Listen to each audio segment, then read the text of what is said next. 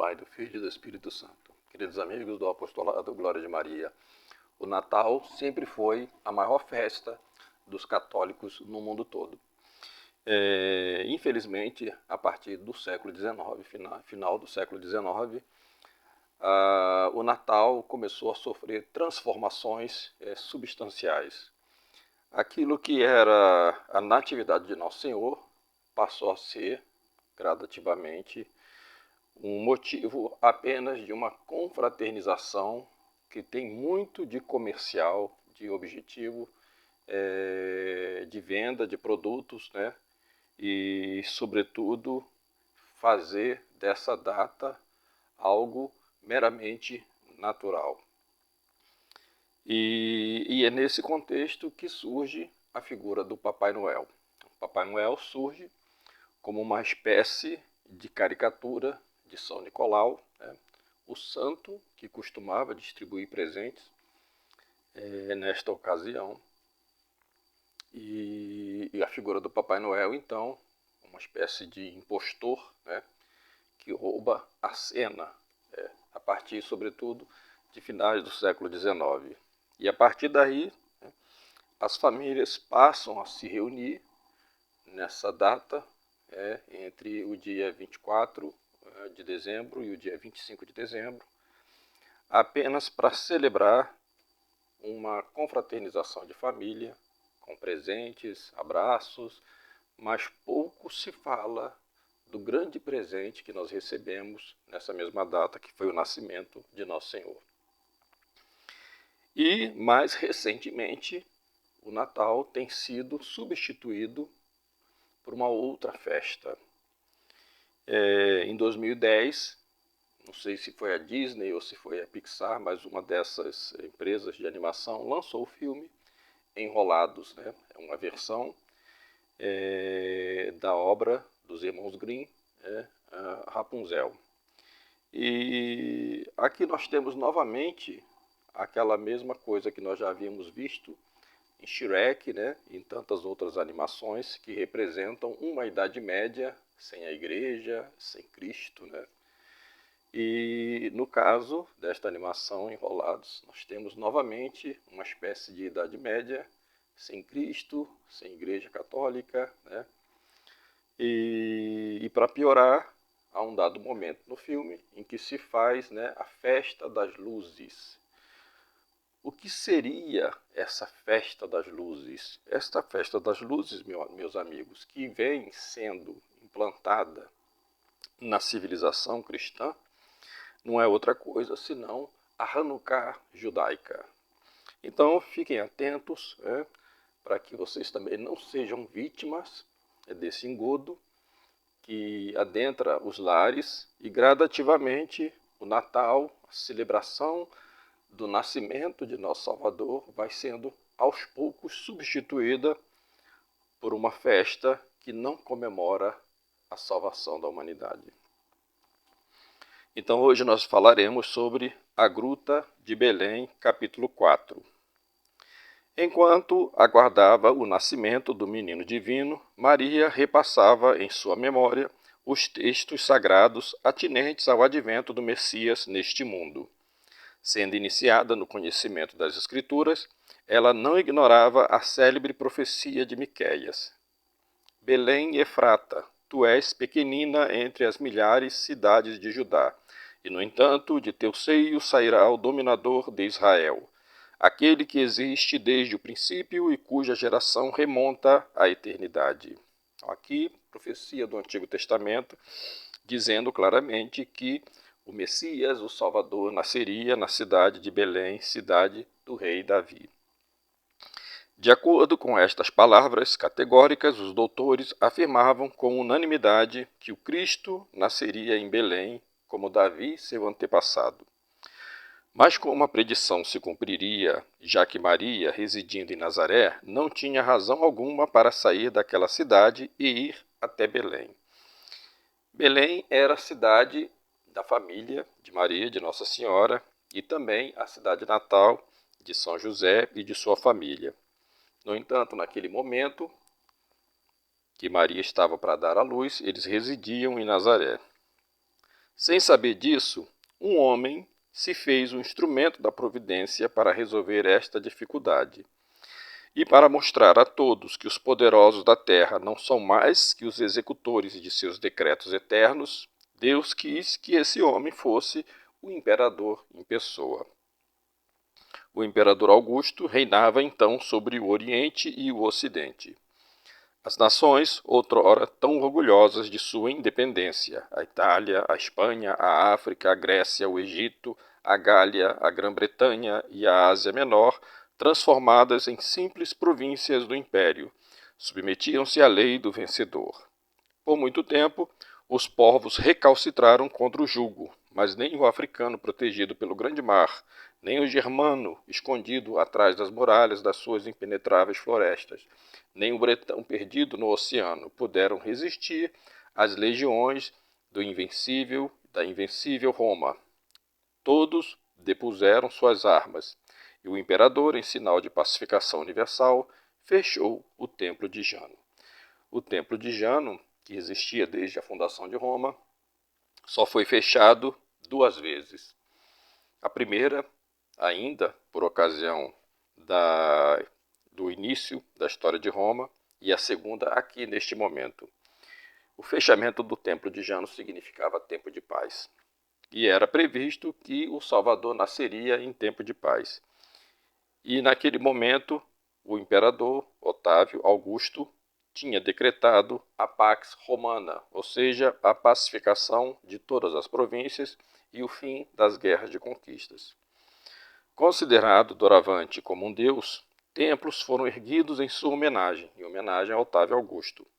Premiaram-no com apoteoses, chamaram-no a salvação do gênero humano. De fato, muitas moedas cunhadas nesse período tinham essa inscrição, Salvador do gênero humano. E também há alguns monumentos em Roma que indicavam que havia uma estrela que dava sinal de que o Salvador do gênero humano nasceria. Portanto, era de conhecimento até dos pagãos que, naquele momento, algo aconteceria. Ora, na época em que devia nascer o verdadeiro Salvador do mundo, o grande imperador teve o capricho de conhecer com exatidão a extensão dos seus domínios e o número dos seus súditos. Por conseguinte, um édito imperial ordenou um recenseamento geral da população, tanto nos reinos tributários quanto entre os povos incorporados ao império. A Judéia não escapou a esse édito, pois o reino de Herodes, simples concessão discricionariamente revogável, dependia do governo da Síria. Assim, em dezembro de 749, aqui nós temos a data desde a fundação de Roma até aquele momento, Quirino, assistente do governador Sestio Saturnino, chegou à Palestina para presidir as operações do recenseamento. Os chefes de família, as mulheres e as crianças receberam a ordem de inscrever nos registros públicos seus nomes, suas idades, suas famílias, suas tribos, seus bens e outros detalhes destinados a servir de base ao imposto por cabeça. Ademais, cada um devia se inscrever não no local do seu domicílio, mas na cidade de onde sua família era oriunda, pois era aí que conservavam os títulos genealógicos que estabeleciam, juntamente com a ordem de descendência, o direito de propriedade e de herança. E aqui então apresentou-se a oportunidade para que Nossa Senhora e São José tivessem que fazer a viagem de Nazaré até Belém. E assim cumpriria-se a Sagrada Escritura e a profecia sobre o nascimento do Salvador. Esta última prescrição obrigou José e Maria, ambos da tribo de Judá e da família de Davi, a se dirigirem de Nazaré a Belém, local de nascimento de Davi, seu antepassado.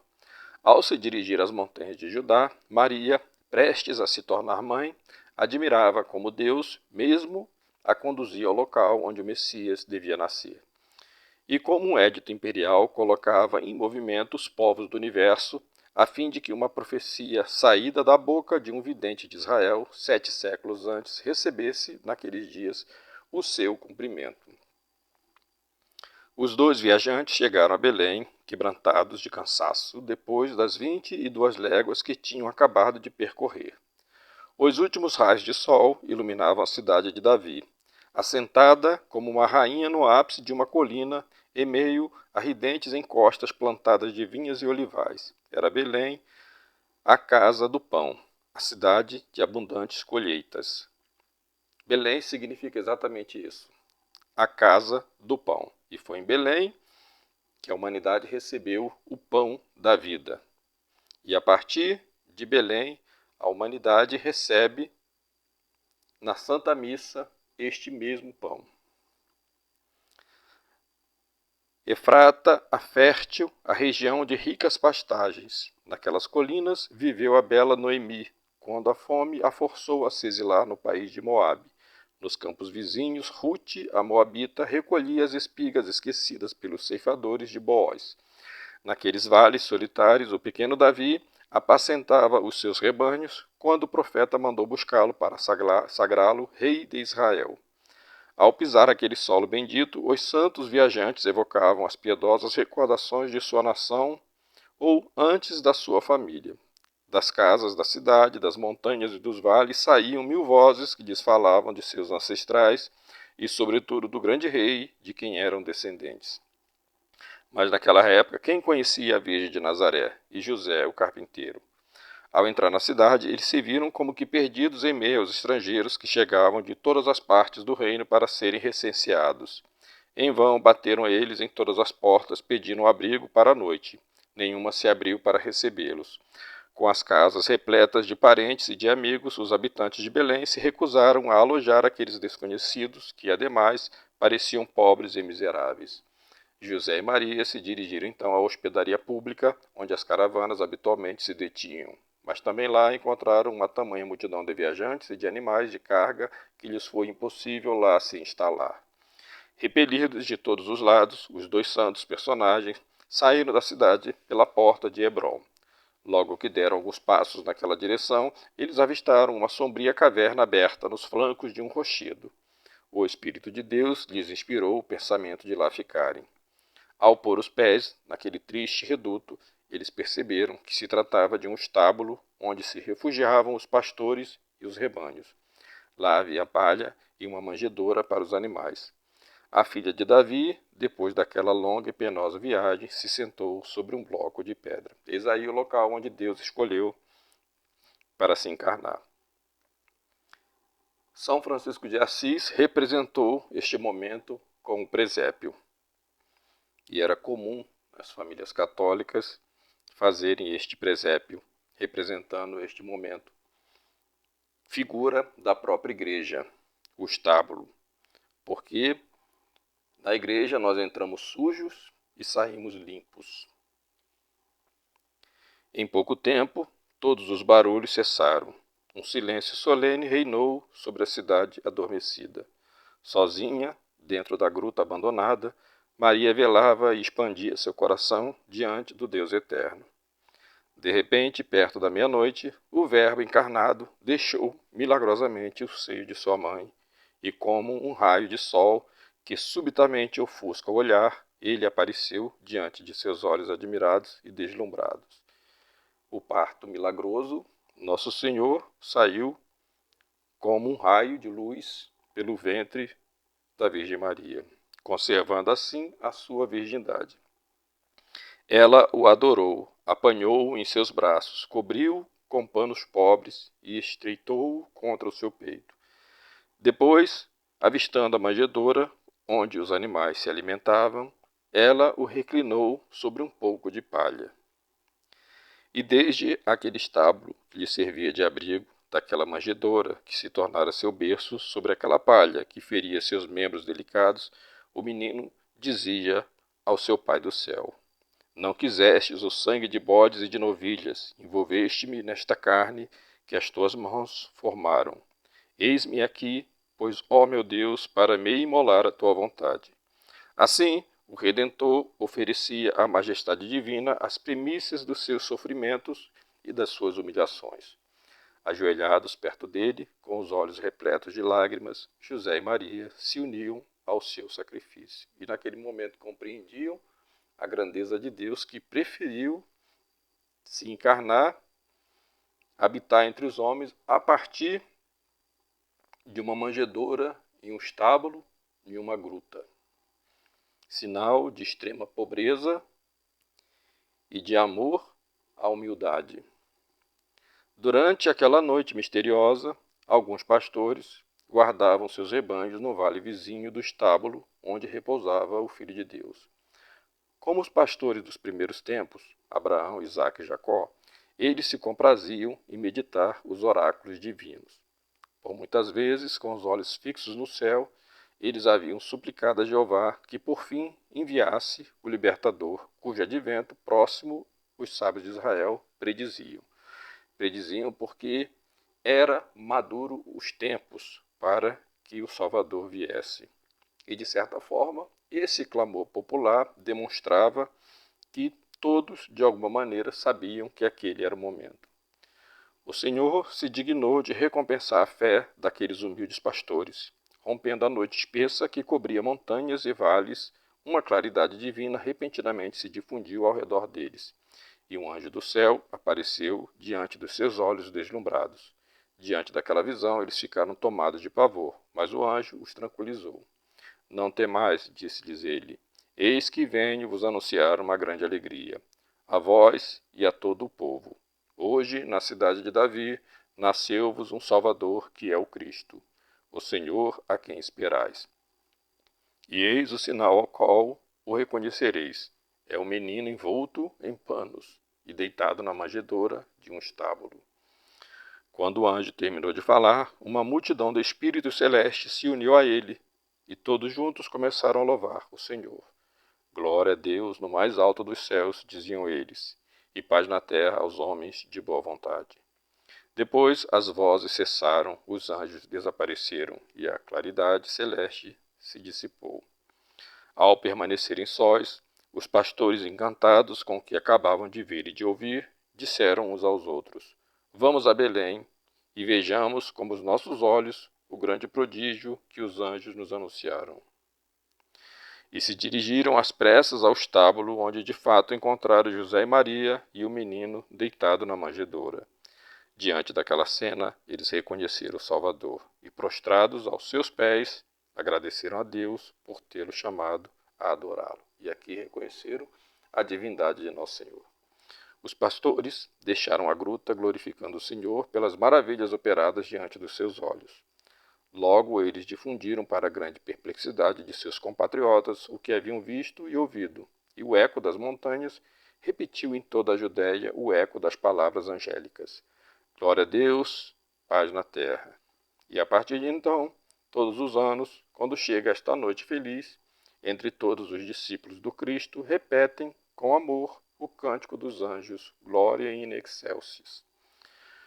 Quanto a Maria, testemunha atenta dos fatos maravilhosos pelos quais o Senhor manifestava ao mundo a divindade do menino, ela gravava cuidadosamente em seu coração essas graciosas e tocantes recordações. Assim, apareceu em meio aos seus súditos o Cristo Rei. 4 anos antes do fim do 4º milênio, no ano 749 da fundação de Roma, no 40º ano do reinado de Augusto e no 36º do governo de Herodes, rei da Judéia.